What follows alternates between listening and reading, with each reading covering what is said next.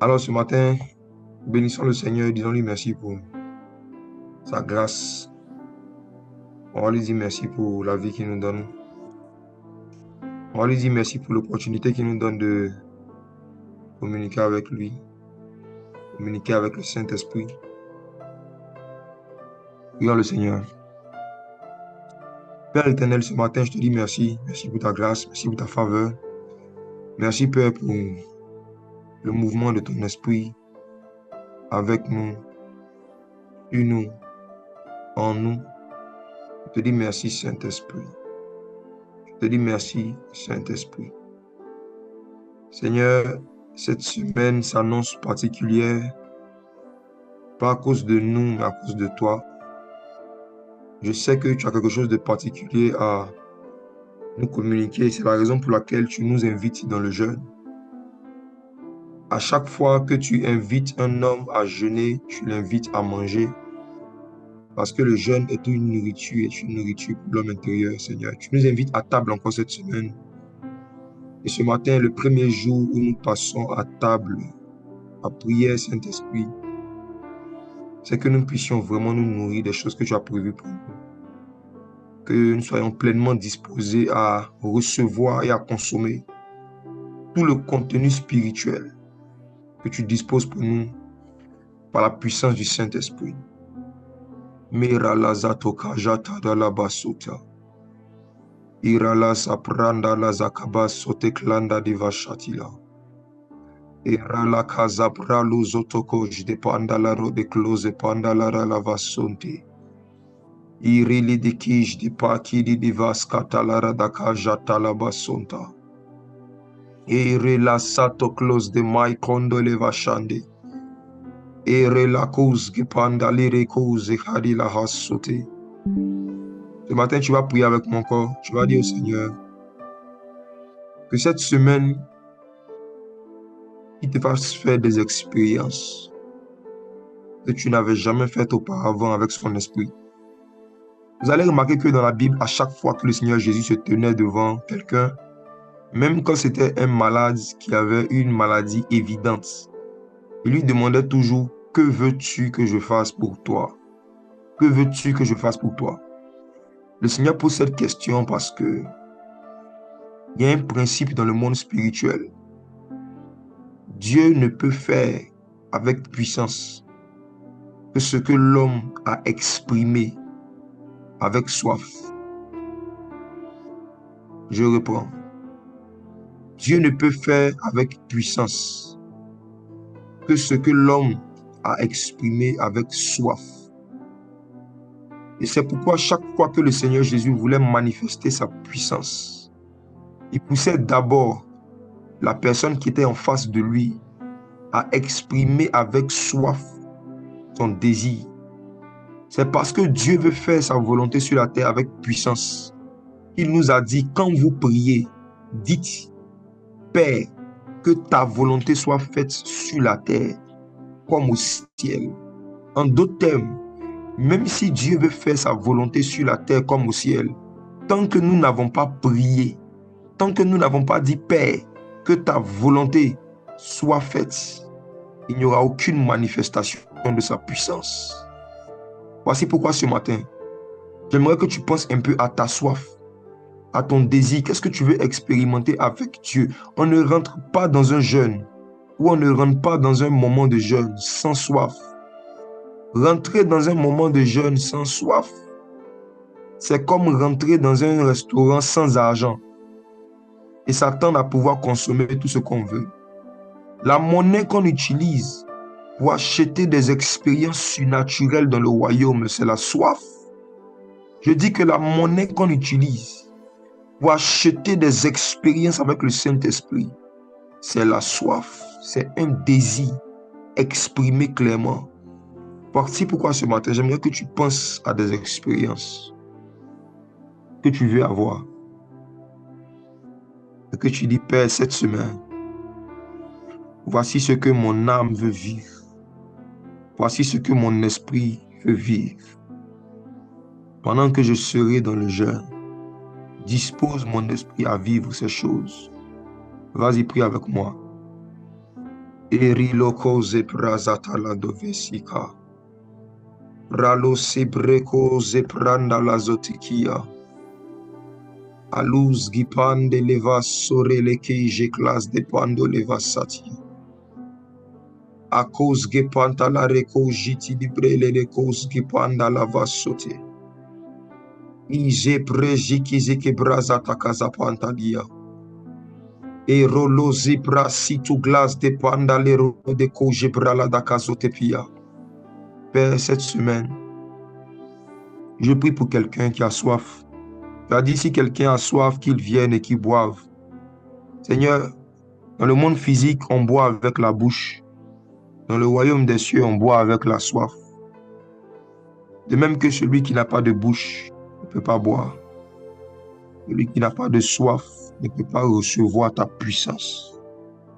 Et s'il y a quelqu'un qui a dans son cœur un désir d'être renouvelé dans ta puissance, de grandir dans ta puissance, de parler ta puissance, d'expérimenter ta puissance, que tu viennes exaucer les désirs et la soif de ton peuple par la puissance du Saint-Esprit. Au nom de Jésus. Maintenant, voici ce qui va se passer. À partir d'aujourd'hui, jusqu'au vendredi, je vais commencer à partager une série de vérités profondes sur le jeûne. Les raisons pour lesquelles Dieu veut que tu jeûnes régulièrement. Allons-y. Matthieu chapitre 6. Je vais demander à Daddy Hardy d'activer son micro. Matthieu 6, on va lire à partir du verset 16 à 18. Matthieu 6, Verset 16 à 18. Ok.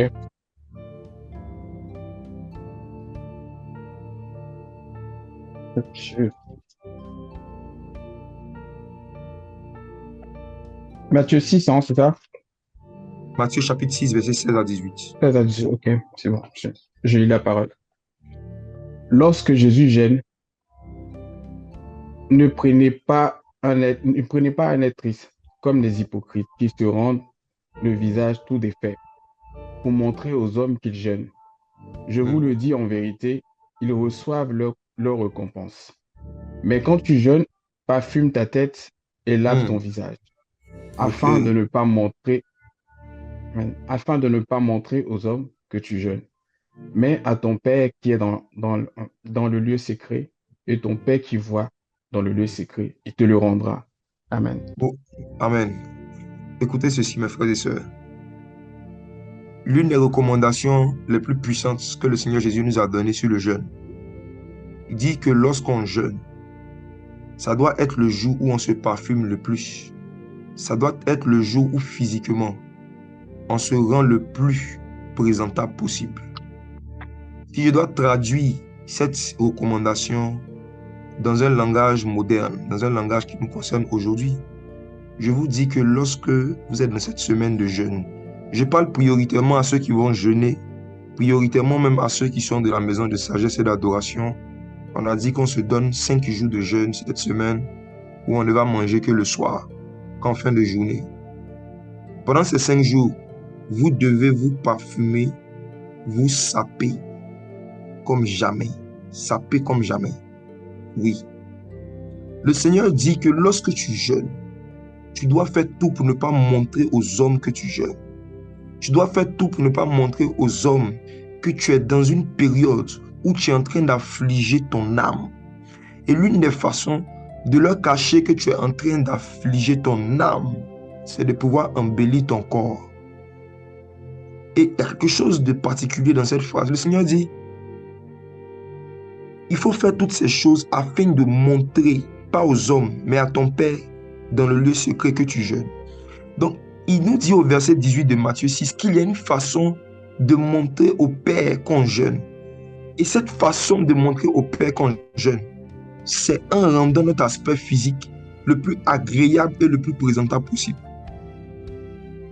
N'oubliez pas cela. Parce qu'il y a certains chrétiens, parfois même sur nos lieux de service, quand tu vois leur visage, quand tu vois la façon dont ils sont habillés, tu sais qu'ils sont en jeûne. Quand tu vois leur humeur, quand tu vois la manière dont ils font leur bouche, tu sais qu'ils sont en jeûne. Et le Seigneur Jésus-Christ dit que si physiquement, tu fais quelque chose qui va te rendre tellement bizarre que tout le monde va savoir que tu es en train de jeûner, tu vas perdre ta récompense. C'était la recommandation que je voulais partager avec vous d'abord avant de continuer. Maintenant, les vérités que je vais partager ce matin, je vais les intituler le poids des esprits. Écoutez ceci attentivement. Est-ce que vous savez que chaque esprit a un poids? De la même manière que physiquement, chacun de nous, nous avons un poids. Dans le monde spirituel aussi, chaque esprit a un poids. Chaque esprit a un poids. Et la première raison fondamentale pour laquelle Dieu veut que tu jeûnes, c'est pour que tu prennes du poids. Dieu a institué le jeûne pour que tu prennes du poids. Dieu a institué le jeûne pour qu'on grossisse dans l'esprit. Dieu a institué le jeûne pour qu'on grandisse en stature. Vous allez voir dans Luc chapitre 2, le verset 52, que la Bible dit que Jésus grandissait en sagesse, en stature et en grâce. Quand on nous dit que Jésus voulait grandir au point où il allait dormir pendant 3 jours dans le temple, c'est parce qu'il voulait grandir en sagesse. Mais comment est-ce que le Seigneur grandissait en stature? La stature dont on parle, ce n'est pas seulement l'apparence physique, mais c'est le poids spirituel, la taille spirituelle. Jésus grandissait en stature signifie Jésus prenait du poids. Il prenait du poids. Il grossissait dans l'esprit. Pour que Jésus soit le modèle parfait, pour que Jésus soit le sacrifice parfait, il fallait qu'il ait un corps physique, une âme et un esprit humain différent du Saint-Esprit. Jésus, comme toi et comme moi, avait son esprit et il avait le Saint-Esprit. Il avait son esprit et il avait le Saint-Esprit. Il est venu comme un homme. Et ce qui fait d'un homme un homme, ce n'est pas la chair, c'est l'esprit. Ce qui fait qu'on appelle quelqu'un un humain, c'est son esprit humain. Et le Seigneur Jésus avait un esprit humain et il grandissait en stature. On va lire des vérités qui prouvent que les esprits ont des poids et qu'on peut prendre du poids spirituellement comme on peut perdre du poids spirituellement. Proverbe chapitre 16, allons au verset 2. Proverbe chapitre 16, verset 2.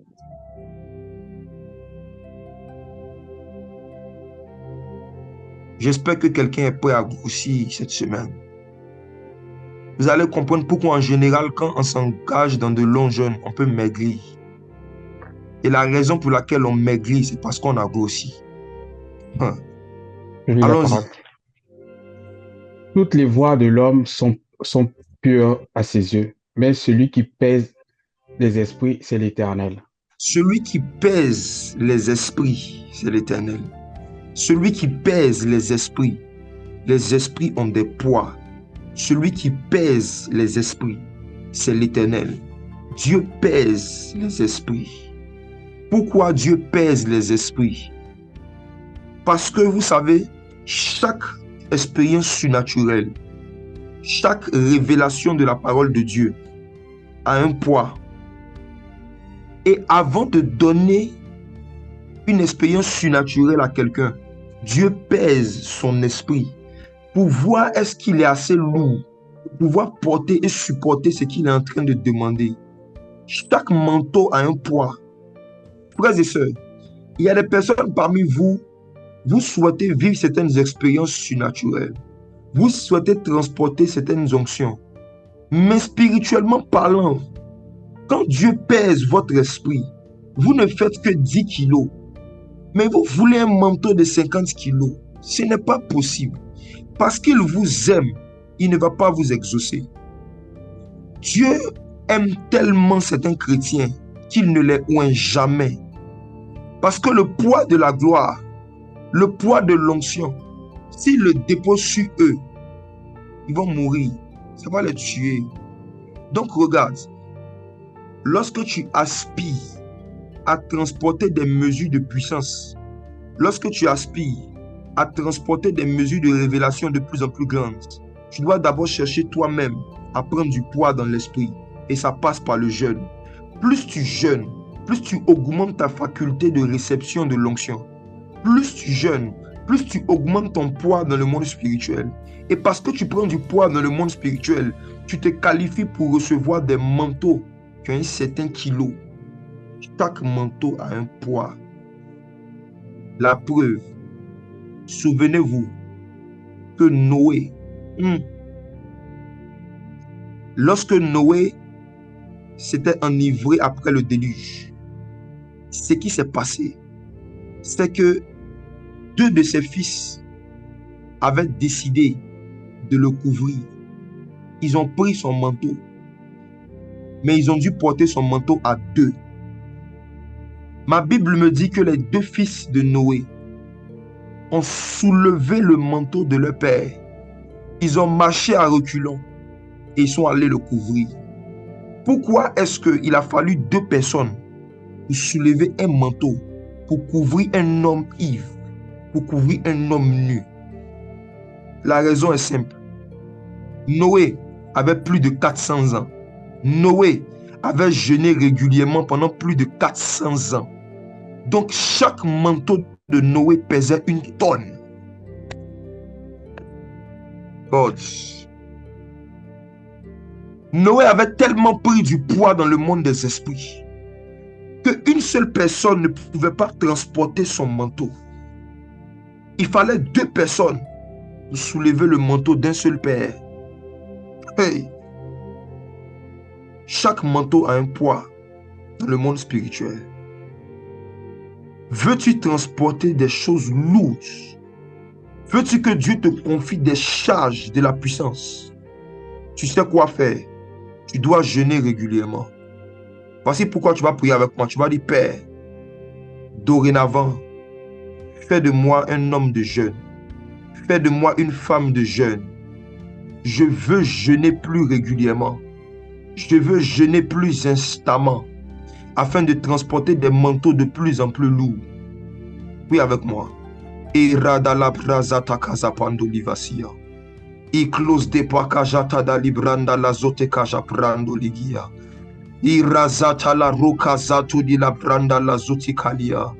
Arrozuti klande de liglos ge prazoto lokles de prando lego se prando lozikasi. Iruzu klas de panda la roloko se prando lelo de diavila. Era la kazata la rada kazata rilagi. E shiki klis de prada kazute kadia. Maraza la close prazutu close de pandaleri de kuzi. Arula kas de manda la vasco brando legashia. Père éternel Dieu, nous voulons grandir en statut. Nous voulons grandir en statut. Nous voulons grandir en statut. Nous voulons que notre capacité de rétention et de réception de l'onction puisse prendre du volume dans cette saison. Tu veux nous donner des choses lourdes. Tu veux nous confier des choses lourdes. Tu veux déposer le poids de ta gloire sur nous. Mais Seigneur, nous ne pouvons pas le supporter. Je me rappelle qu'un jour, tu as regardé tes disciples. Tu voulais déposer sur eux un manteau. Et tu leur as dit, j'ai beaucoup de choses à vous donner. J'ai beaucoup de choses à déposer sur vous. Mais parce que vous ne jeûnez pas, mais parce que vous êtes faible spirituellement, mais parce que vous n'avez pas du poids dans l'esprit, vous ne pouvez pas les porter. Vous ne pouvez pas les porter. Vous ne pouvez pas les porter. Seigneur, nous ne voulons pas que dans cette saison, comme tes disciples, tu nous regardes et que tu retiennes ton onction. Tu nous regardes et que tu retiennes des révélations. Tu nous regardes et que tu retiennes des expériences. Parce que tu vas nous dire, j'ai beaucoup de choses à vous faire vivre. J'ai beaucoup de choses à vous donner. Mais vous ne pouvez pas les porter, Seigneur. Nous voulons être des hommes qui sont capables de porter, Seigneur, les choses lourdes que tu veux déposer dans notre esprit. Nous voulons être des personnes capables de transporter et de porter les choses lourdes que tu veux déposer sur nous. Saint-Esprit, que dans cette saison, que notre poids augmente. Les razanta dira de vasoti. Église di panda la role kuze prando lokuza. Le poids dans les rolokouze bruzi kajata la roloko zibrizi kejetali. Arukuzi branduli dibishi branda la gazata la da diva shata. E razato de rigo shiti. E rokoze klando de sida. E rakoze brando logosi bro lokoze pandeli. Aro lokos de pandole la diave satolakia. On va lire encore un passage. Job chapitre 28.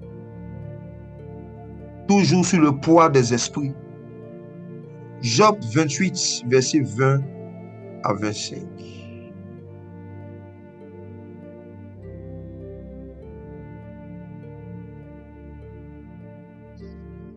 Job chapitre 28, verset 20 à 25. Ok, je lis la parole. D'où vient donc cette sagesse? Où est la demeure de l'intelligent? Elle est cachée aux yeux de tous les vivants. Elle est cachée aux oiseaux du ciel. Le gouffre et la mort disent, nous avons entendu parler. C'est Dieu qui en sait le chemin. C'est Dieu qui sait le chemin de la Voilà. sagesse. C'est lui qui en connaît la demeure. C'est Dieu qui sait où la sagesse habite. Allons-y. Car il voit jusqu'aux extrémités de la terre. Il aperçoit tous les cieux. Quand il regarde le poids, voilà, quand il regarde le poids du vent et qu'il fixa la mesure des eaux. La parole de Dieu nous dit qu'il y a un temps où Dieu a réglé le poids du vent. Est-ce que vous voyez le verset? Le verset est extraordinaire. La Bible nous dit que Dieu a réglé le poids du vent. Est-ce que vous savez que le mot esprit, que ce soit en hébreu ou en grec, signifie vent? Est-ce que vous savez que le mot vent et le mot esprit chez les Hébreux, ce n'est pas deux choses différentes? Ah! Et ce que la parole nous dit ici, c'est que Dieu a réglé le poids de l'esprit. Savez-vous que le Saint-Esprit a un poids? Et est-ce que vous savez que l'esprit, le vent, l'esprit a un poids? Et que Dieu a utilisé la sagesse pour régler le poids du vent. Dieu a utilisé la sagesse pour régler le poids de l'esprit. Cela veut dire quoi? Il y a possibilité de régler les poids des esprits. Je ne connais pas combien tu pèses actuellement dans le royaume de Dieu. Je ne sais pas combien tu pèses dans le monde spirituel. Peut-être que tu ne pèses rien du tout. C'est pourquoi les esprits de mari de nuit, les esprits de femme de nuit arrivent facilement à venir s'entretenir avec toi. Peut-être que tu ne pèses pas. Peut-être que tu n'as pas de poids dans le monde des esprits. C'est pourquoi souvent quand tu dors, un esprit vient s'asseoir sur toi et tu n'arrives pas à te réveiller. Parce que spirituellement, tu es faible. C'est pourquoi peut-être on te poursuit régulièrement dans tes rêves. Parce que spirituellement, tu n'as pas de poids. Mais j'ai une bonne nouvelle pour toi. Dieu a institué un moyen pour que tu puisses régler le poids de ton esprit. Et ce moyen, c'est le jeûne. Par le jeûne, on peut régler le poids du vent. Et par le jeûne, on peut régler le poids de notre esprit. Pourquoi? Parce que la nourriture physique que nous consommons et que nous mangeons régulièrement non-stop a un effet négatif sur le poids de notre esprit. Voici une révélation.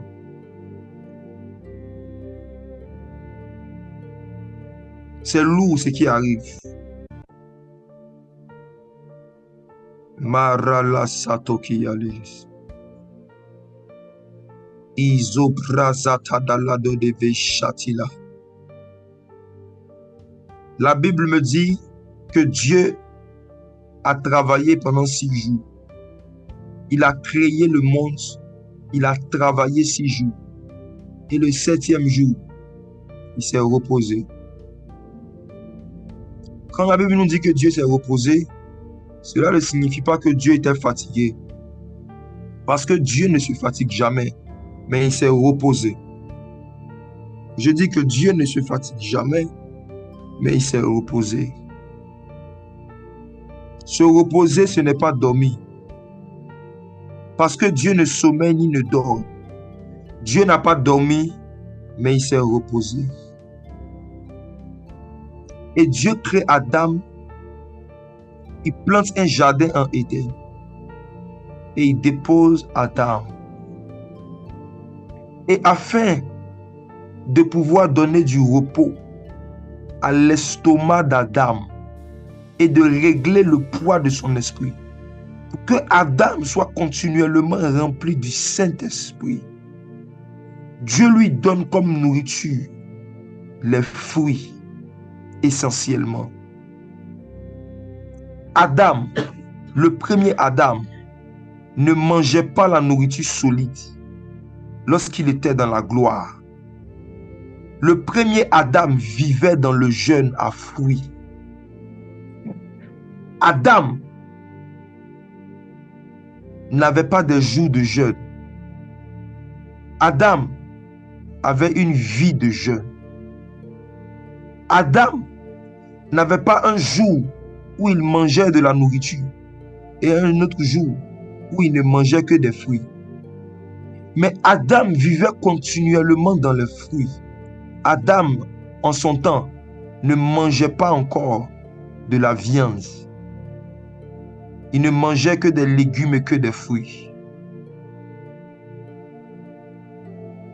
Et vous allez voir que pendant 3 ans à Babylone, c'est ce même style de vie adamique que Daniel, Shadrach, Meshach et Abed-Nego ont adopté. Daniel et ses amis existaient à Babylone, mais ils vivaient en Éden. Daniel et ses amis existaient à Babylone, mais ils vivaient en Éden. Ils ont décidé volontairement, pendant 3 ans, de vivre en Éden. Comment? En vivant dans le jeûne à fruits. Ils ne mangeaient que des fruits et que des légumes, comme le premier Adam. Conséquence, Daniel interprétait toutes les visions et tous les songes. Et une sagesse et une intelligence adamique, une sagesse et une intelligence qui venaient d'Éden, reposaient sur eux. La personne qui a écrit ces 3 ans de jeûne et non 10 jours, tu as tout compris. Ils ont commencé 10 jours comme test, effectivement. Et après, ils ont continué pendant des années. Ils ont adopté ce style de vie parce qu'il y a un niveau d'expérience surnaturelle auquel ils voulaient s'exposer. Vous allez voir que des milliers d'années après, Jean-Baptiste, pareil, il vient sur la terre et il ne mangeait que des sauterelles et du miel. Jean-Baptiste n'avait pas de temps de jeûne. Il avait une vie de jeûne. Jean-Baptiste n'avait jamais mangé de la nourriture solide. Conséquence, il transportait l'esprit et la puissance d'Élie. Le manteau que Jean-Baptiste devait soulever, le manteau qu'il devait recevoir était lourd. Et à cause de cela, il fallait que spirituellement, il pèse 1 tonne. Maintenant, pourquoi est-ce que Dieu a travaillé 6 jours et il s'est reposé le 7e jour? Il y a beaucoup de raisons. L'une des raisons fondamentales, c'est parce que lorsque l'homme est sorti du jardin d'Éden, Dieu savait qu'il allait arriver un moment où l'homme allait commencer à faire travailler son estomac, à faire travailler son intestin plus fort que d'habitude en mangeant des viandes, en mangeant de la nourriture lourde. Et vu que manger c'est un travail, Dieu avait déjà institué dans sa préscience une sagesse. Lorsque tu travailles 6 jours, le 7e jour, tu dois te reposer. En d'autres termes, lorsque tu manges pendant 6 jours, le 7e jour, tu dois jeûner. Jeûner, c'est faire reposer son estomac afin que son esprit travaille. Je reprends. Jeûner, c'est se reposer Jeûner, c'est faire reposer son estomac, parce que manger est un travail. Les scientifiques ont étudié l'estomac et le système digestif et ils ont découvert que à chaque fois qu'un homme mange des aliments solides, il y a un travail colossal. Il y a un travail qui se fait, un travail terrible que tout le système digestif fait, jusqu'à ce que cette nourriture se transforme en excrément. Et aujourd'hui, les scientifiques sont en train de revenir en Éden, en prescrivant même à leurs auditeurs païens de jeûner régulièrement.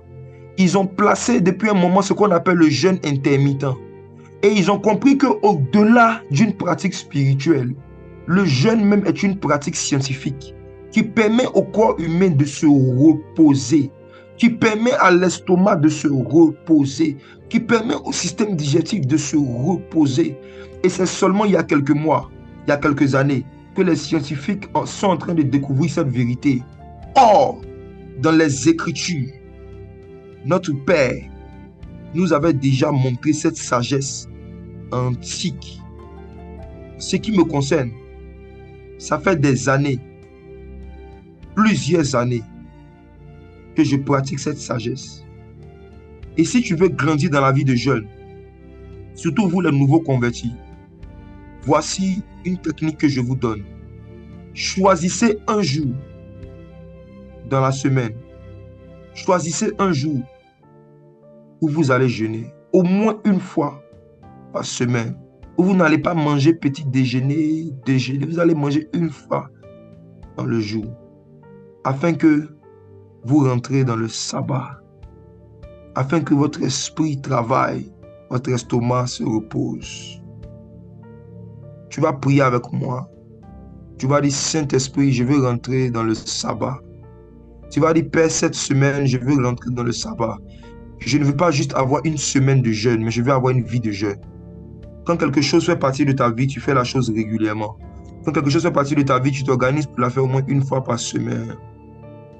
Prie avec moi, dis, Seigneur, donne-moi une vie de jeûne. Une vie de jeûne. Que le jeûne fasse partie de ma vie. De la même façon dont je vais à l'église une fois par semaine, je veux aussi jeûner une fois par semaine. Prie avec moi. Randa la zota la davia. Irako zeprazutiko jibrande legosia. Rokoj de pakudo di la kaze prazotoko zebrando lozokajila. Irakaza prata lagaso praloko zeprasuka jibrando logosa. Et la razaka zabrala da kazati. Père, tu nous as donné un moyen de rentrer dans le sabbat, c'est le jeûne. Tu nous as donné un moyen de rentrer dans le repos, c'est le jeûne. Tu nous as donné un moyen d'expérimenter le sabbat, c'est le jeûne. Je veux prier pour moi. Je veux prier pour mes frères. Je veux prier pour mes soeurs. Je veux prier pour tes serviteurs, les prophètes. Je veux prier pour les apôtres, les pasteurs, les docteurs, les évangélistes. Je veux prier, Seigneur Dieu, pour les prédicateurs. Je veux prier pour les chantres. Je veux prier pour tous ceux et celles qui sont appelés à conduire ton peuple et à transporter une charge, à transporter un poids dans l'esprit. Seigneur, je me retrouve souvent dans des pays, je me retrouve souvent dans les endroits où des gens ont une belle voix. Les gens chantent bien, mais il n'y a rien dans l'atmosphère parce qu'ils ne pèsent pas, parce qu'ils sont légers, parce que leur esprit est faible et ce qu'ils transportent est faible. Seigneur, mais j'ai aussi vu des personnes qui ne chantent pas de manière extraordinaire, qui n'ont pas une voix extraordinaire, mais qui ont un poids extraordinaire dans l'esprit, qui pèsent dans l'esprit. Parfois, ces personnes même ne chantent pas. Ils fredonnent des mélodies. Parfois, ces personnes même ne chantent pas. Ils s'arrêtent juste et ils respirent. Et juste leur respiration crée une atmosphère. Parce que Père éternel Dieu, c'est des gens qui ont compris que l'adoration, ce n'est pas chanter pour Dieu, mais c'est mourir pour Dieu. Et parce qu'ils sont morts à la nourriture, parce qu'ils sont morts dans le jeûne, lorsqu'ils se tiennent devant le micro, il y a un esprit de vie qui remplit l'atmosphère. Père éternel Dieu, où sont passées la génération des hommes et des femmes qui meurent avant d'essayer de nous faire vivre un concert d'adoration? Où sont passés ces hommes et ces femmes qui meurent avant de nous faire vivre un moment d'intercession? Où sont passés ces hommes et ces femmes qui s'assurent de mourir avant de venir prendre le micro pour nous faire passer un temps dans la prédication? Où sont passés ces hommes et ces femmes? Ils sont d'abord montés sur la montagne de Morija pour rencontrer le bélier retenu par les cornes. avant de dire qu'ils vont nous faire monter dans les hauteurs. Un homme peut-il faire monter d'autres hommes dans un endroit où il n'est jamais allé? Un esprit peut-il conduire des esprits dans une atmosphère qu'il ne connaît pas? C'est l'atmosphère de ta chambre. C'est l'atmosphère qui règne dans ta chambre, qui va régner dans tes cultes. C'est l'atmosphère qui règne dans ton intimité avec Dieu, qui va régner dans ton église. Arrêtez de prétendre. Stop to pretend. Arrêtez de faire semblant d'être loin. Soyez-le vraiment. Jeunes gens, si vous n'avez pas le temps de jeûner, si vous n'avez pas le temps d'étudier la Bible, si vous n'avez pas le temps de prier, je vous recommande de ne pas avoir le temps de servir Dieu. Si vous n'avez pas le temps de jeûner, si vous n'avez pas le temps de prier, je vous conseille de ne pas avoir le temps de prêcher. Si vous n'avez pas la force de jeûner, de prier et de méditer votre Bible, je vous donne un conseil d'ami. N'ayez jamais le temps de venir conduire des foules. Conduire des foules sans avoir été conduit dans le jeûne et dans la prière, c'est se conduire soi-même en enfer. Conduire la foule sans avoir pris le temps soi-même d'être conduit, de se laisser conduire dans le jeûne, dans la prière, c'est se conduire soi-même sur le chemin de la perdition. Et rasote la redokia, rakuzata la glaise de prando losatia. On va lire Daniel chapitre 5.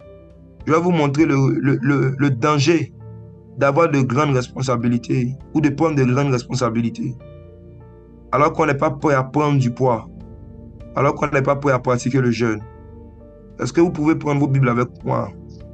Daniel chapitre Daniel 5 5, à partir du verset combien? 1. Ah, ok. Le roi Nebuchadnezzar donna un grand festin à ses grands nombres de 1000 et but du vin en leur présence. Continue jusqu'à ce que je te demande Ok. de t'arrêter, s'il te plaît. Ok. Bathsheba, quand il eut goûté au vin, fit apporter des vases d'or et d'argent que son père Nebuchadnezzar avait envoyés du temple de Jérusalem, afin que le roi et ses grands, ses femmes et ses concubines s'en servent pour boire. Alors on apporta des vases d'or qui avaient été enlevés du temple de la maison de Dieu à Jérusalem. Et le roi et ses grands, ses femmes et ses concubines s'en servirent pour boire. Ils burent du vin et ils louaient leur Dieu d'or, d'argent, d'airain et de fer, de bois et de pierre. En ce moment apparut les doigts d'une main d'homme et écrivit en face du chandelier sur la chaude du muraille du palais royal. Le roi vit cette extrémité de main écrivait, alors le roi changea de couleur et ses pensées le troublaient. Les jointures de ses reins se relâchaient et les genoux se heurtaient les uns contre les autres. Le Voilà, roi gagner du criait. temps, on va aller rapidement au verset 17. Daniel répondit en présence du roi, garde tes dons et accorde à un autre tes présents. Je lirai néanmoins l'écriture du roi et je lui en donnerai l'explication. Ô roi, le Dieu suprême avait donné à Nebuchadnezzar ton père l'empire, la grandeur et la gloire et la magnificence. Et à cause de sa grandeur qu'il lui avait donnée, tous les peuples des nations, les hommes de toutes les langues étaient dans la crainte et tremblaient devant lui. Le roi faisait mourir ceux qu'il voulait et il laissait la vie à ceux qu'il voulait. Il élevait ceux qu'il voulait et il abaissait ceux qu'il voulait. Maintenant, Mais regarde, lorsque son... lis le verset 25. Ok. Voici l'écriture qui a été tracée. Comptez, comptez, pesez et divisez. Et voici l'explication de ces mots. Comptez, Dieu a compté ton règne et il a mis fin. Pesé, tu as été pesé dans la balance et tu as été trouvé léger. Divisé, ton royaume sera divisé et donné aux Médès et aux Perses. Mais frère, ici, écoutez ceci. Écoutez ceci, écoutez ceci, écoutez ceci.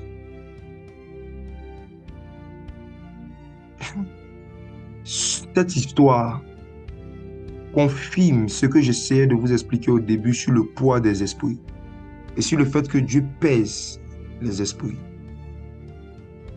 Je veux commencer déjà par dire certaines vérités profondes sur le poids des esprits encore. Je vais insister dessus. Et après cela, je vais expliquer qu'est-ce qui s'est passé sur ce jour. Mes frères et sœurs, si vous voyez le ministère, si vous voyez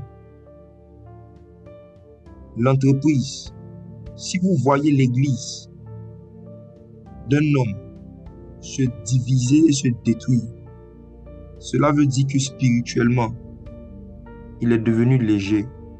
Il ne pèse plus dans le monde spirituel. Comptez, peser, diviser. La division vient lorsqu'on pèse l'esprit d'un dirigeant, lorsqu'on pèse l'esprit de quelqu'un qui est au devant d'une œuvre et qu'il est devenu léger. Beaucoup d'hommes de Dieu ont perdu leur ministère quand ils ont perdu leur vie de jeune. Beaucoup d'hommes de Dieu ont laissé Satan les convaincre qu'ils ont atteint une dimension de puissance et de gloire qui fait qu'ils n'ont plus besoin de jeûner régulièrement. Or, ils ne savent pas que dans le royaume de Dieu, il y a des saisons de tests. Il y a des saisons où Dieu se promène et il pèse les esprits des hommes et des femmes à qui il a confié la direction de certains royaumes, de certaines affaires du royaume, à qui il a confié la direction de certaines parties du ministère. Il y a un homme de Dieu qui est en train de m'écouter. Ce qui est arrivé à ce roi est sur le point de t'arriver. Il y a une femme d'affaires qui est en train de m'écouter. Les affaires que tu fais, c'est Dieu qui t'a inspiré. Et c'est lui qui t'a donné les moyens, la sagesse et l'intelligence de les commencer. Ça prospère, c'est vrai. Mais il y a quelque chose qui est sur le point de t'arriver. Dieu est sur le point de te peser. Tu ne jeûnes plus comme avant. Tu ne médites plus la Bible comme avant. À cause de cela, tu risques de vivre le compter, peser et diviser. Il y a une division, il y a une dispersion, il y a une destruction qui va arriver sur tes affaires. Il y a une dispersion qui va arriver sur ton entreprise. Il y a une division qui va arriver sur ton ministère, homme de Dieu. Pourquoi? Parce que tu as été pesé dans la balance et tu as été trouvé léger. Pourquoi tu as été trouvé léger? Parce que tu ne manges plus le jeûne. Ce roi avait hérité de la puissance et de la gloire que Dieu avait donnée à son père. Et ce roi a laissé son cœur s'élever d'orgueil, s'enfler d'orgueil. L'envie de ne pas jeûner ou le fait de ne pas avoir envie de jeûner est un symptôme de l'orgueil. Pour pouvoir jeûner régulièrement, pour pouvoir jeûner continuellement, il faut avoir un cœur humble. Le jeûne est une façon d'humilier son âme devant le Seigneur. Je vais en parler les autres jours de la semaine. Jeûner, c'est humilier son âme devant Dieu. Et quand tu ne sens pas le besoin d'humilier ton âme devant Dieu, tu maigris spirituellement. Quand tu ne sens pas le besoin de laisser la nourriture de côté, ne serait-ce que pendant 1 jour ou 2 jours, de laisser tes habitudes alimentaires de côté, pour dire à Dieu, je reconnais que je ne suis rien, que j'ai besoin de ta force et de ta puissance pour continuer à gérer, pour continuer à faire l'œuvre que tu m'as donnée. Quand tu n'as pas cette humilité de cœur, tu seras pesé dans la balance et tu seras trouvé léger. Voici pourquoi tu vas terminer avec moi cette partie. Je vais ensuite donner une dernière vérité et on va se laisser pour la journée. Tu vas terminer avec moi en disant, Père, si mon cœur était devenu orgueilleux, brise-moi. Fais cette prière simplement. Là où tu es, dis en ton cœur, Père, si mon cœur était devenu orgueilleux, je ne veux pas devenir orgueilleux au point où tu vas me trouver léger. Au point où quand tu vas me trouver dans la balance, je serai léger, brise-moi. Je vais expliquer maintenant rapidement le mécanisme de production du poids spirituel. Le mécanisme de grossissement de son esprit. Pourquoi est-ce que notre esprit prend du poids lorsqu'on jeûne? Pourquoi est-ce qu'on grossit dans l'esprit? Pourquoi on devient lourd? On passe du stade de léger à stade de lourd lorsqu'on jeûne. 2 Corinthiens chapitre 4, versets 16 à 17. Je vais lire cela rapidement. C'est pourquoi nous ne perdons pas courage. Lors même que notre homme extérieur se détruit, notre homme intérieur se renouvelle de jour en jour. Voici le premier principe. Pour que ton homme intérieur se renouvelle, ou encore pour que ton homme intérieur puisse grandir en stature, il faut que ton homme extérieur se détruise. C'est lorsque ton homme extérieur se détruit que ton homme intérieur se construit. L'homme intérieur, c'est l'esprit. Et regardez la suite. Quand nos légères afflictions du moment présent produisent pour nous, au-delà de toute mesure, un poids éternel de gloire. Regardez comment est-ce que le poids éternel de gloire est produit. Il est produit par nos légères afflictions du moment. Cela veut dire que si le Seigneur veut nous faire prendre du poids spirituellement, il va nous pousser à nous infliger volontairement des légères afflictions. Des légères afflictions. Des légères afflictions. Et vous savez, parmi les légères afflictions que Dieu nous demande de nous infliger, il y a le jeûne. Quand tu t'imposes cette légère affliction de ne pas manger juste pendant une journée et de ne manger que le soir, tu es en train de détruire ton homme extérieur. Tu vas perdre du poids. Mais ton homme intérieur, ton esprit, va grossir. Pourquoi? Parce que tu es en train de produire un poids éternel de gloire. Donc vous voyez, l'apôtre Paul nous a expliqué cela ici. Il dit que lorsque on s'inflige des légères afflictions, ça produit au-delà de toute mesure un poids éternel de gloire. Je vais terminer en disant, Père, cette semaine, que cette légère affliction de 5 jours, je vous assure, 5 jours de jeûne, c'est rien, c'est une légère affliction. Tu vas dire, Seigneur, merci pour cette légère affliction de 5 jours que tu me donnes de faire. Que cela produise, au-delà de toute mesure, un poids éternel de gloire dans ma vie. Tout simplement comme ça et on a terminé. Père éternel, merci. Qu'en ce jour, jusqu'au vendredi, qu'à travers ces légères afflictions, qu'à travers ces légères afflictions, qu'à travers ces légères afflictions, qu'à travers ce temps de jeûne, que nous puissions produire au-delà de toute mesure encore un poids de gloire, que le poids de ta gloire augmente dans nos vies individuelles, que nous pèsons, que nous ne savons pas trouver léger, que nous pèsons dans le monde des esprits, afin que si tu veux nous confier des charges, toi qui donnes des charges à chacun selon sa capacité, que notre capacité augmente, afin que la charge de la puissance que tu nous donnes augmente. Je te dis merci pour la vie de mes frères et sœurs. Garde-nous cette journée. Permets qu'on puisse se parler encore ce soir par ta grâce. C'est au nom de Jésus que j'ai prié. Amen. Je désire connaître Jésus. Je désire connaître Jésus.